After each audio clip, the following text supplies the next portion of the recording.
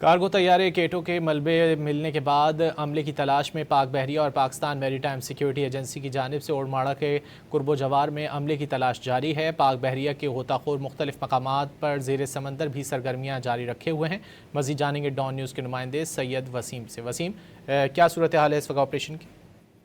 جی بالکل، پاک بحریہ اور پاکستان میری ٹائم سیکیورٹی ایجنسی کی جانب سے اورماڑہ کے قریب قرب و جوار میں تلاش اور بچاؤ آپریشن جو ہے وہ جاری ہے۔ سرچ اینڈ ریسکیو آپریشن میں پاکستان نیوی کے بحری جہازوں کے علاوہ سی کنگ ڈیفینڈر ہوائی جہاز اور نیول ATR شامل ہیں جو کہ حصہ لے رہے ہیں اس ریسکیو آپریشن میں۔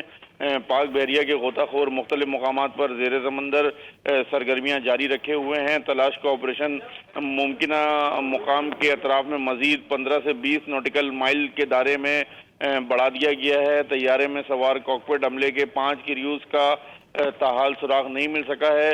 مواصلاتی رابطوں کے ذریعے سمندر میں موجود ماہی گیروں اور ان کی لانچوں اور دیگر بحری جہازوں کو بھی شواہد سے متعلق رابطے جاری رکھنے کی ہدایت کی گئی ہے۔ جی بہت شکریہ سید وسیم ان تفصیلات کے لیے۔